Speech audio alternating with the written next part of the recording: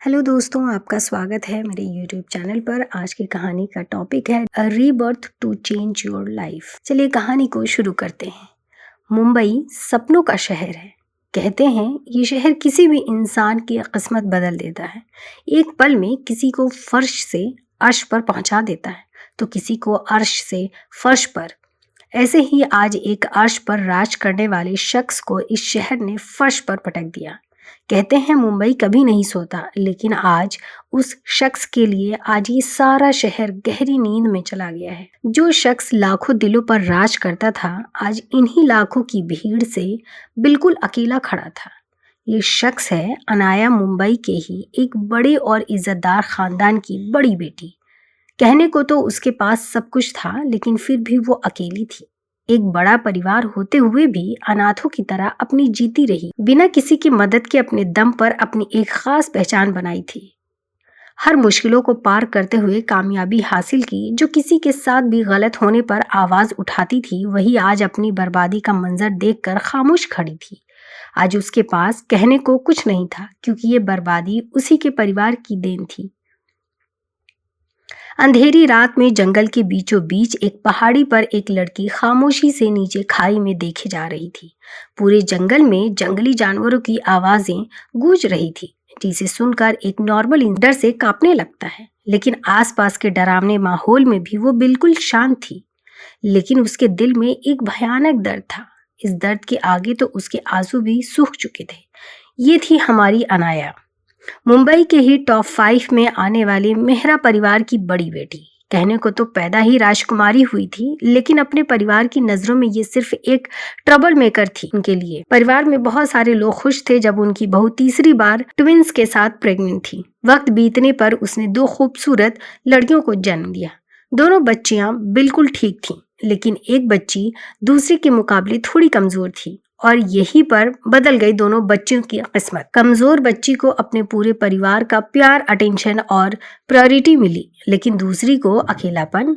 एक ही परवरिश उसके परिवार ने की और दूसरी नैनी के हाथ में पली। जहां शनाया के लिए उसका पूरा परिवार था, लेकिन अनाया के लिए सिर्फ उसके दादू। वक्त के साथ साथ ये दूरी और बढ़ती गई। दादू जब भी अपने परिवार से अनाया को भी शनाया जितनी अटेंशन देने का कहते थे, तो सब ये कहकर टाल देते थे कि अनाया बिल्कुल ठीक है, लेकिन शनाया कमजोर, उसे परिवार की जरूरत अनाया से ज्यादा है। दादू भी कहते कहते हार गए थे। लेकिन अनाया के हालात नहीं बदले। धीरे धीरे वक्त बीतता गया और दोनों लड़कियां बड़ी होती गईं। शनाया परिवार की राजकुमारी थी, उसे अपने परिवार के अटेंशन की आदत थी। वो अनाया को खुद से नीचे देखने लगी।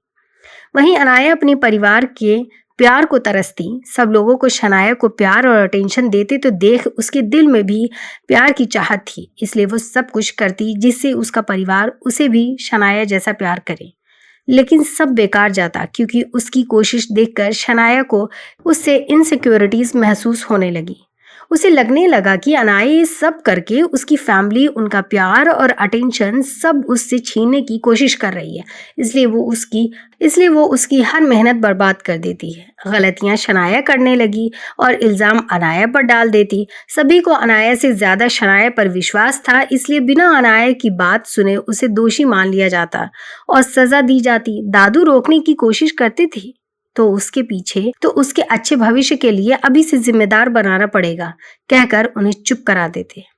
धीरे धीरे वक्त बीतने के साथ मेहरा परिवार में अनाया के हालात और बिगड़ते गए। अब तो आए दिन बिना किसी गलती की उसे सजा दी जाती। दादू भी बीमार रहने लगे, इसलिए वो भी उसके लिए ज्यादा कुछ नहीं कर पाते थे। बस मजबूर होकर अपनी पोती को तकलीफ में देखकर चुप रहते थे। कहने को तो परिवार के बड़े थे, लेकिन अब परिवार की सारी बागडोर उनके बेटे के हाथ में थी, इसलिए वो भी ज्यादा कुछ नहीं कह पाते थे। लेकिन परिवार के प्यार को तरसती अनाया आज भी इस उम्मीद में कोशिश करती रहती थी कि अब कभी तो उसका परिवार उसे अपनाएगा। दादू भी उसकी उम्मीद तोड़ने की कोशिश नहीं करते थे। लेकिन एक दिन उसकी सारी उम्मीद टूट गई। वो 12 साल की थी, तभी मेहरा हाउस में एंट्री हुई तरुण की, जो उसके बड़े भाई का दोस्त था। वो छुट्टियों में मुंबई घूमने आया था। अपने हंसमुख स्वभाव की वजह से मेरा हाउस में सभी लोग उसे पसंद करते थे, खासकर शनाया। वो अपनी टीनेज में थी, इसलिए वो उसकी तरफ अट्रैक्ट हो गई। तरुण उसका सीक्रेट क्रश भी था। वो ज्यादा वक्त उसके साथ बिताती थी, उसका साथ उसे अच्छा लगता था। लेकिन तरुण की नजरें हमेशा अनाया पर होती थी। उम्र के साथ साथ अनाया की खूबसूरती और निखरती जा रही थी, जिससे तरुण उसकी तरफ अट्रैक्ट हो रहा था। भले ही अनाया टीनेज थी, लेकिन तरुण 20 साल का था और अपने परिवार के लाड प्यार में बिगड़ चुका था। अनाया को पाने का लालच उसकी आंखों में साफ नजर आता था। मेरा परिवार में अनाया के हालात देखकर उसे समझ आ गया था कि उन्हें उसकी कोई फिक्र नहीं थी। वो अनाया का फायदा आराम से उठा सकता था। इन सब से दूर अनाया अपने परिवार को खुश करने में बिजी थी। उस बिचारी को तो इस बात का ख्याल तक नहीं था कि उस पर किसी की गंदी नजर पड़ चुकी है, जो आगे चलकर उसकी किस्मत ही बदल देगी।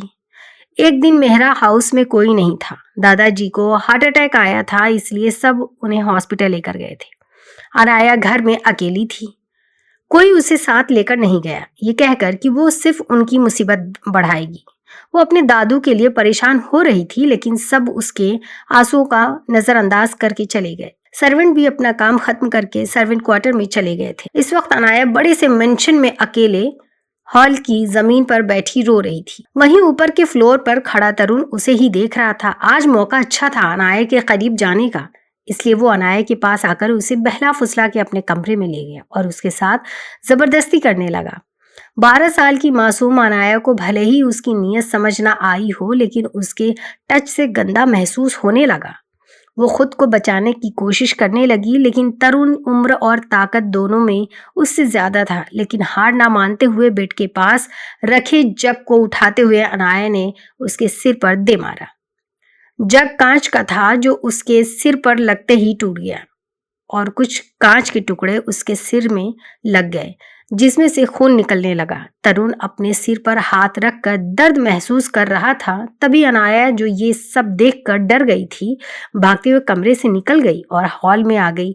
वो बेसुध सी दौड़ाते हुए दरवाजे तक पहुंची ही थी कि किसी से टकरा कर गिर गई। गिरने से वो होश में आई और सामने देखा तो उसका पूरा परिवार खड़ा था और वह अपने पापा से टकराई थी।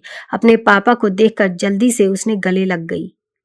दादाजी को एसिडिटी का प्रॉब्लम हुआ था और अब वो बिल्कुल ठीक थे, इसलिए उन्हें उनके केयर टेकर के हवाले करके सभी लोग घर आ गए। अनाया को रोते देख उसकी माँ ने रोने की वजह पूछी और वो कुछ कहती कि तभी पीछे से अपने सिर को संभालते हुए तरुण आ गया। सबने उसकी चोट देखकर पूछा कि चोट कैसे लगी। वही सबको अचानक देखकर पहले तो वो थोड़ा घबरा गया, फिर खुद को शांत करके बताया कि आज जब घर में कोई नहीं था तो अनाया उसके करीब आने की कोशिश करने लगी और उसके मना करने पर उसका सिर फोड़कर भाग गई और आपके सामने रोने का नाटक करने लगी। ये सुनकर सब लोग गुस्से में आ गए। शनाया, जो अनाया की खूबसूरती की वजह से पहले से ही उससे जलती थी, जब उसे पता चला कि अनाया ने तरुण के करीब जाने की कोशिश की तो उससे नफरत होने लगी। उसने तरुण की बात को सच करते हुए सबको बताया कि अनाया को पहले से ही पसंद था, इसलिए कई बार वो उससे लड़ी भी है। तरुण को लेकर सबको शनाया और तरुण की बात सुनकर उन पर यकीन हो गया, इसलिए अनाया को बिना किसी गलती की सजा दी। उसके पापा ने पहली बार उस पर हाथ भी उठाया। उसने कितनी ही कोशिश की अपनी सफाई देने की, लेकिन किसी ने उसकी नहीं सुनी और उसे हॉस्टल भेज दिया। 2 दिन बाद दादाजी हॉस्पिटल से ठीक होकर घर आए तो उन्हें सारी सच्चाई पता चली। उन्होंने अनाया पर विश्वास न करने के लिए सबको डांट लगाई और अनाया को हॉस्टल से वापस लेकर आ गए। लेकिन इस हादसे ने अनाया की मासूमियत को मार दिया था। वो मन ही मन मान चुकी थी कि उसका कोई परिवार नहीं है सिवाय दादाजी के। अब वो अपना पूरा वक्त अपनी पढ़ाई में बिताती या फिर दादाजी के साथ। अब उसे उसके परिवार से कोई मतलब नहीं रहा था। वक्त के साथ वो एंटरटेनमेंट इंडस्ट्री का उभरता सितारा बन चुकी थी। कम उम्र से ही उसने शोबिज से काम करना शुरू कर दिया था और अब एक बेहतरीन एक्ट्रेस थी। कई फिल्मों में उसकी अवार्ड विनिंग एक्टिंग ने कामयाबी के शिखर पर पहुंचा दिया था। वो शोहरत के आसमान पर थी, लेकिन उसकी ये शोहरत शनाया की आंखों की चुभन बन गई थी। वो पहले ही उससे नफरत करती थी क्योंकि अनाया खूबसूरती के साथ साथ हर चीज से बेहतर थी। अनाया हर साल पढ़ाई में टॉप करती थी, वही वो बड़ी मुश्किल से पास हो पाती थी। अनाया के साथ साथ उसने भी इंटरटेनमेंट इंडस्ट्री में कदम रखा था। लेकिन जहां अनाया बिना फैमिली सपोर्ट के मेहनत के साथ आज कामयाब एक्ट्रेस थी, वहीं वो फैमिली सपोर्ट के बावजूद उसके काफी पीछे थे। उसकी इस जलन और नफरत ने उसके दिमाग में ऐसी साजिश रची जिसने अनाया का सब कुछ छीन लिया। आज शनाया ने उसे ड्रग्स देकर एक आदमी को बेच दिया था। उम्मीद है हमारी वीडियो आपको बहुत अच्छी लगी होगी। अगर अच्छी लगे तो कमेंट बॉक्स में जरूर बताइएगा। मिलते हैं इसके अगले भाग में, तब तक के लिए सुनते रहिए ऑडिटर को।